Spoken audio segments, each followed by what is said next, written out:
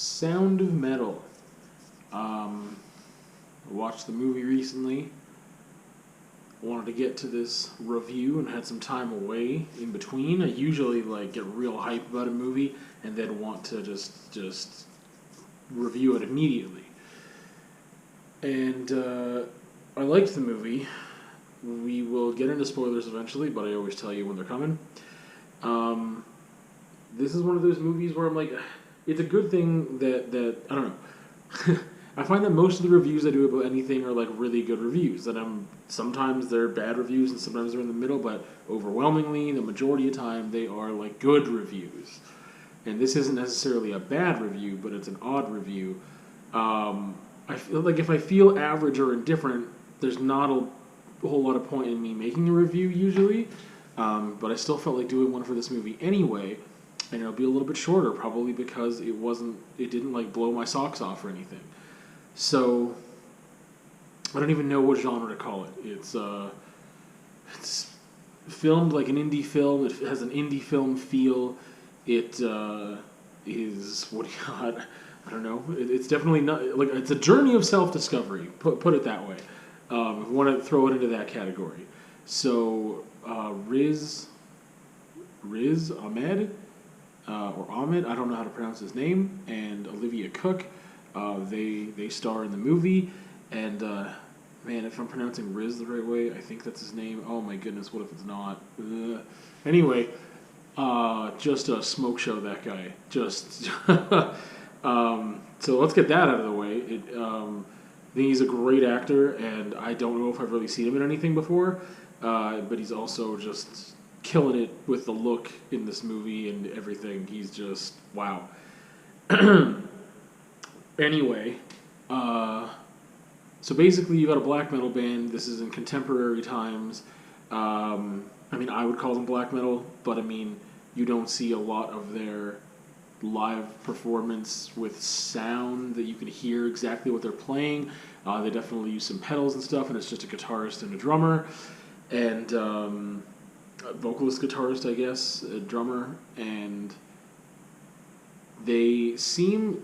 First of all, I guess the depiction of where they're at in their career seems kind of accurate. So,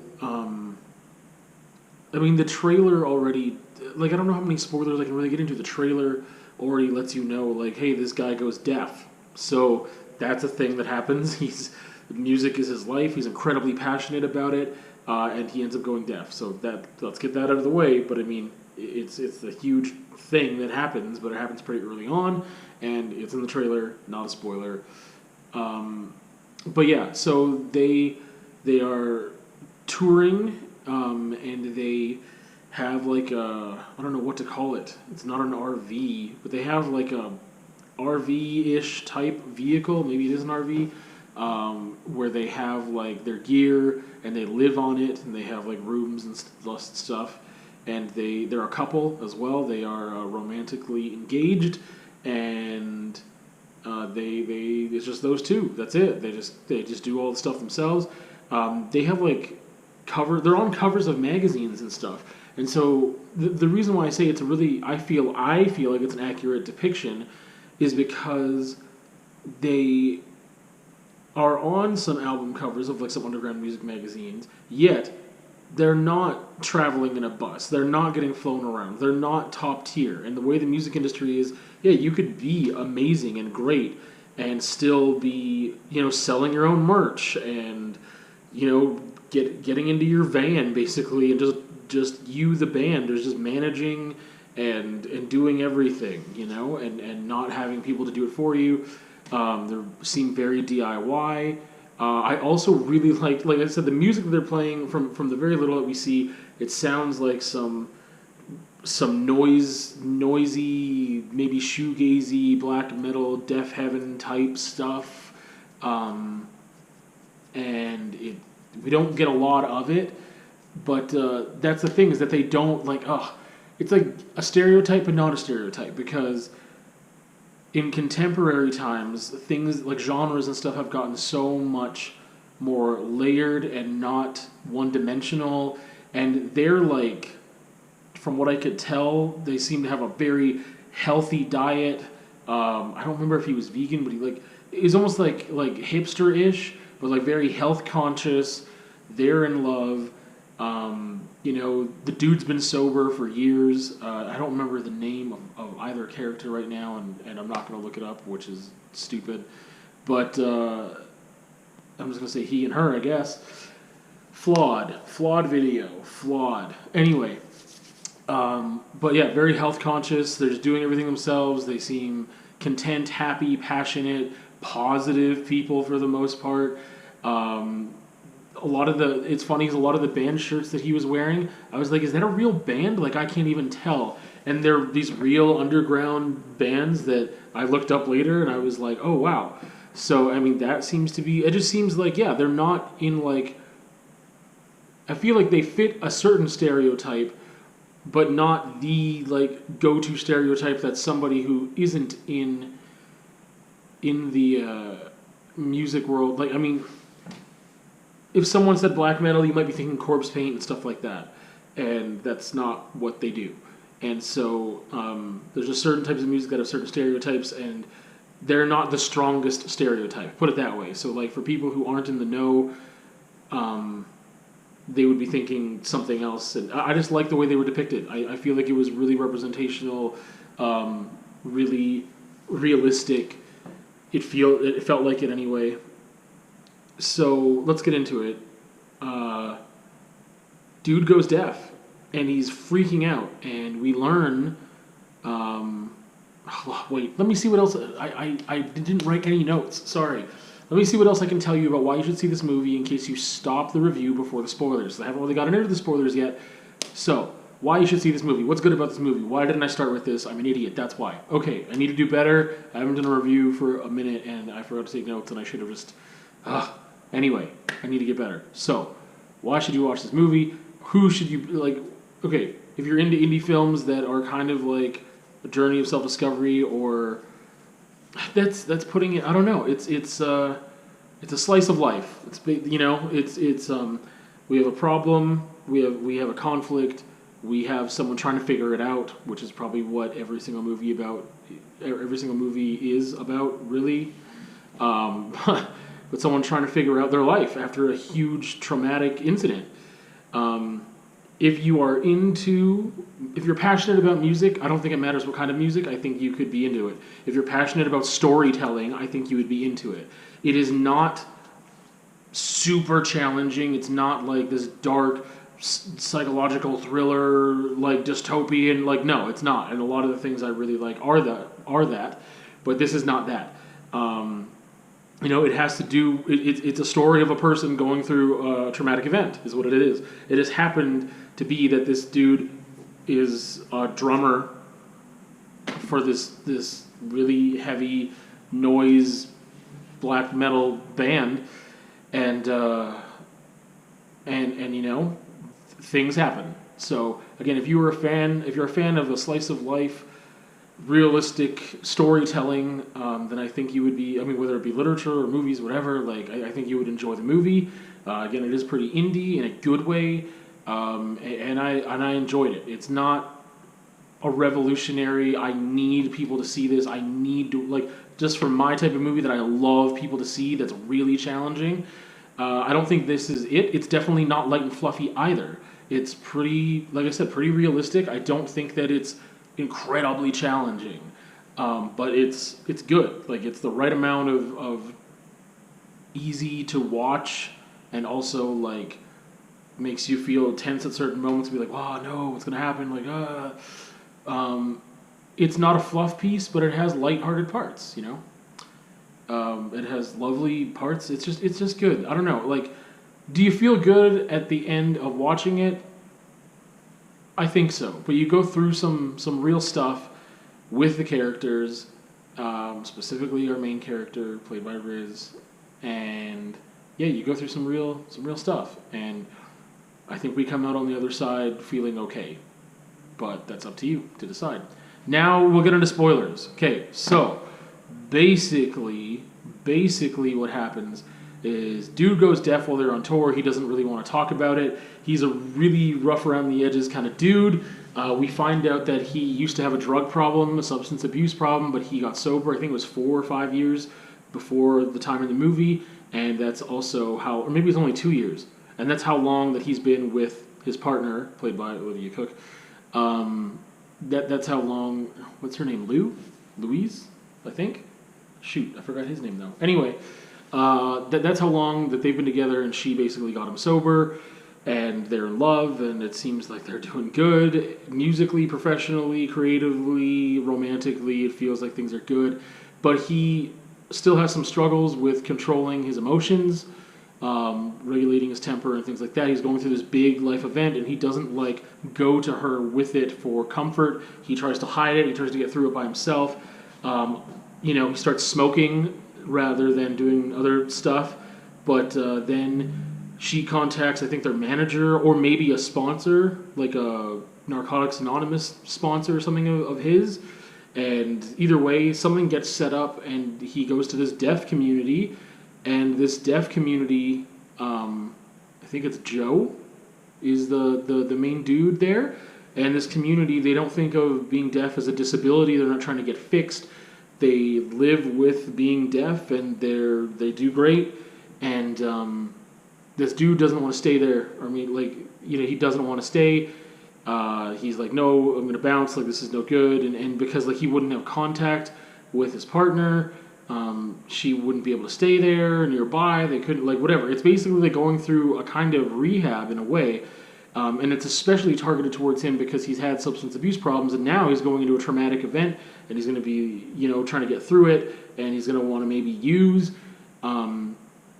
So he also looks up trying to get a surgery, and he doesn't have the money to do it, and he's in this community, and we don't really know how much time passes. That's one of the things. It's really difficult to gauge how much time is passing here, and he is having a really rough time, and eventually things get better, and he kind of finds some comfort there, and he's working with these children and thriving, and he learns sign language, and he was just really, really abrasive at first, and then he comes around, and it's nice to see. But we don't really know how much time has passed, and he's not able to really reach out to his partner, and she's out there kind of struggling to do stuff on her own, musically or whatever. And he decides he's going to get the surgery. He's just going to go do it. He's not coming to terms with his deafness the way that the community there is.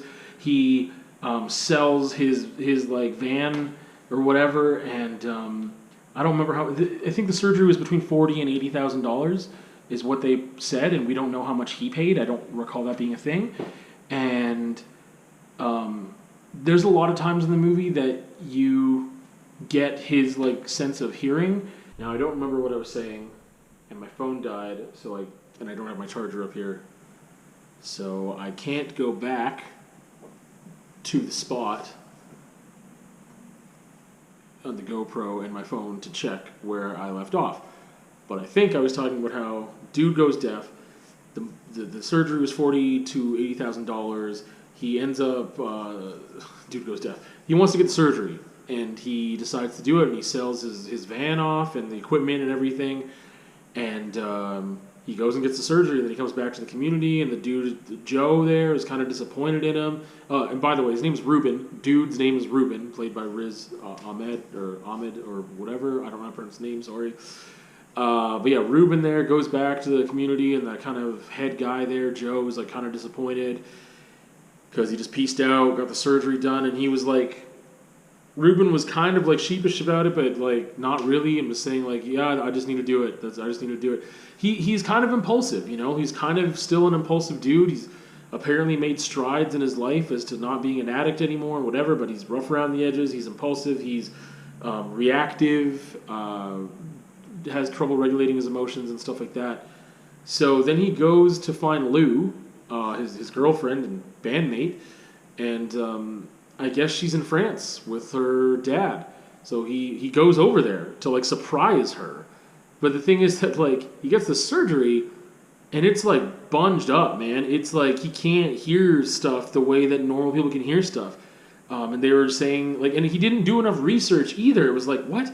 Like, you just went and did this surgery and you didn't ask enough questions and you were expecting to hear like everyone hears. Like, you're expecting to hear like you used to hear. And you know, you can't. You can't do it. It's like the thing is like, there's interference and stuff and you can't hear stuff the same way. And like they were saying, you know, you'll get used to it a bit, but it's not like you used to be able to hear. And he needed to hear that way.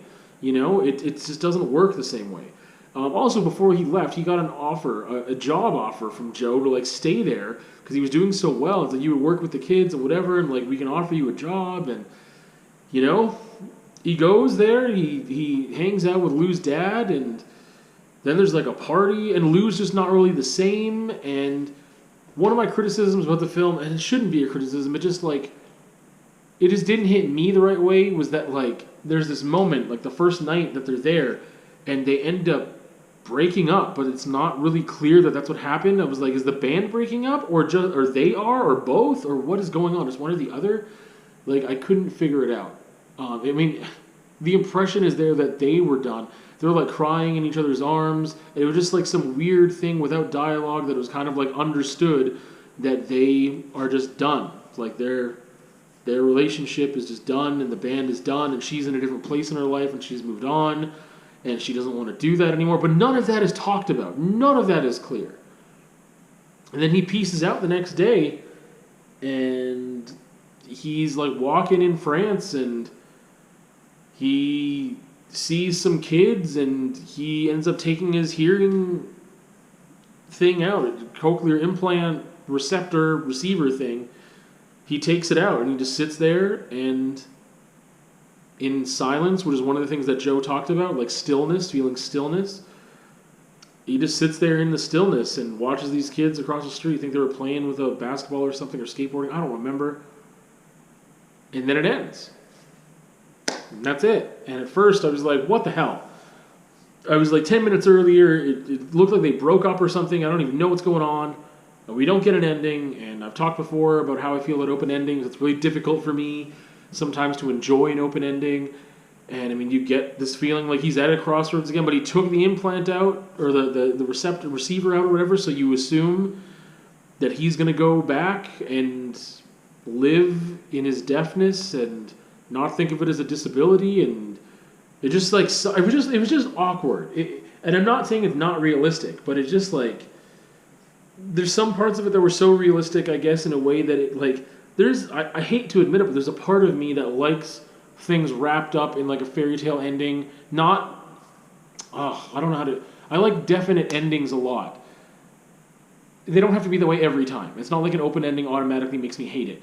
And I don't like fairy tale endings in the fact that like it's a good outcome. I just like to know the outcome sometimes. So if like everybody dies and screw everything and the world's a horrible place, if it's a definite ending and that's what's challenging and like it's a good, like that's good, like fine. We know that nothing works out, that's okay with me. But not knowing what works out, that's less okay with me. I'm coming around to it more. I know that it's not a criticism on the quality of the book or movie or whatever. It's just not my style and not what I really like, but I'm coming around to. I respect it, put it that way. Me enjoying it is different, and I can enjoy it more now because I respect it more and I understand it more. But in some ways, like I said, it was almost too real because it's like a horror movie where things happen and you're like, that didn't need to happen. The only reason that they were that stupid was so that this setup could happen where they get to this place alone that they never should have been to alone because a normal person would have not put themselves in the situation or asked a question or done something, right? And it was kind of like, how did you not ask questions about the surgery? How did you, like, you were so impulsive and just like whatever and rash. And it's like, you just sold you spent this at least $40,000. At least $40,000 you just spent that you're not going to get back. And you spent it doing something that you don't even benefit from because you're just like, fuck it, I'm done. But that's the realness sometimes. The thing is that like he struggled so much, and talking about this is helping me understand it better. He struggled so much at the beginning with his deafness. He was so abrupt and angry, and not emotionally available and not communicative. And then he did all this work at this community. And, I guess that helped him come to terms with it. Because in that moment where we didn't get to see him express, fuck my life, my partner and I, and my band, and my career, and my passion, that's all out the window. That's gone. Like, we see him crying about it. He's emotional about it, but we don't see him break down in the way we used to before, where he can't manage his emotions and he's chaotic. We don't see that, which implies that maybe he's regulated that better. He knows how to cope better. And then he's just like sitting on this park bench, and it didn't seem like a huge struggle. He just had this moment of understanding and stillness, and he turns it off, takes it out, whatever. And he just sits there with it, And I'm just, like, I can't imagine. Like, if I just can't imagine how you throw away that much money. Because to me, I'm like, man, this dude's an idiot. This dude's an idiot. Like, what an idiot. Like, I get angry thinking about how you could be so careless. But I appreciate and understand the character and the way they wrote it, and it feels real to me. Like, if somebody would do that and they learned from it, but like, man, what a way to learn some lessons. Like, you have this thing happen that you kind of could have controlled. I mean, he obviously could have been wearing earplugs. He was wearing inner ears, but who knows how long he wasn't wearing earplugs in any nature or form or whatever for how long, and he did more damage to them because he was stubborn at first, and like, who knows how much of that was his fault and how much of it was a fluke, right? So let's give him the benefit of the doubt and say life dealt him a shitty hand, and then he dealt with it really shitty on more than one occasion, and then he ended up in a place where we feel, I think we're supposed to feel as an audience, that we feel at peace and still with him. In his stillness, we feel good, and we feel like he's understood something and made a positive choice and understanding here, and that he's in a better place. That's what I think we're supposed to feel. That's how I felt. And it's not, for me, a life-changing movie. It's not incredibly challenging, but it was good. I don't think I would buy it, and that's kind of my measure for, like, how good is this movie? Because, like, I like to own physical things, like books and movies and music, like physical forms of media. But with movies, I always have to think, like, do I want to watch it again? Would I watch that movie again? I would if I was with the right person and they felt like watching it. It wasn't a chore to watch. Like, it was good, but it wasn't incredibly challenging. I don't think I'm going to get something different out of watching it again. I don't have, like, a rating system, and I never have had for this, and maybe that's a fault of mine. But like I said, my measure is, like, would I buy it? I don't think I would, because I wouldn't get much out of watching it again. I might get something out of watching it again. I might, but I don't think I would. Whereas other movies, I'm like, man, if I watch that again, it's gonna screw me up. Like, I know it's gonna challenge me and push me and take me somewhere. And this one doesn't feel that way. I would watch it again depending on the person, but I wouldn't buy it just so that I had it and I could watch it again whenever I wanted. Because there's movies that I buy because I'm like, that would be something that I'd want to watch again, or I want to show somebody. And on that note, I bought Baby Driver the other day because it was like $5, and that's definitely not challenging. Like, I would say I get way more out of this movie, out of Sound of Metal, than I would from Baby Driver. I get way more out of this in, like, an emotional way, in a way that I think could help me as a person. I definitely get more out of it. But Baby Driver was like, I would watch that again with somebody and show it to somebody who's like, this is really entertaining, and if you want that kind of, like, movie, it was only $5, right? Not every movie I own is like, has to just push and challenge and just be, like, intellectual and layered, and the majority of the movies I own are like that. The majority of the movies that I like are like that. But there are times where I definitely just enjoy the ride for what it is, surface level stuff, and it's fun. This movie is more than fun, and that's a good thing. I think, like, it does well. It does have some layers. It's a slice of life with some conflicts and challenges that we see someone go through, and I think we can learn from them a bit. Just wasn't life-changing for me, and I guess that's my rate. Like, it's not a buy, but it's still good. And depending on where you're at, that's the thing. I think that Sound of Metal is kind of like a misleading title, I think, too. Because I don't think this is for metal fans. I think this is for more like fans of good storytelling, fans of literature, fans of... I'm going to sneeze. Fans of good storytelling, fans of indie movies. I coincidentally am a metal fan and also a fan of good storytelling, but if I was just a metal fan that wasn't really into like indie films or like stuff like this, then I don't think I would enjoy it at all. There's not a lot of... It's not like a documentary or mockumentary or... I don't know how to explain it. It's like... If I compare it to Whiplash, I'm like, man, if you're a jazz fan, I think you'll really love Whiplash. Even if you don't like what the movie's really about and the challenges and the whatever, all the other stuff that's really challenging and great about it that I love conceptually about it, if you were a jazz fan, I think you would love the movie. Because there's so much jazz in it. Forget the concept. But it's like, if you're not into the concept of this movie, I don't think as a metal fan you would like it. So, anyway, there you go. That's it. We'll see you another time.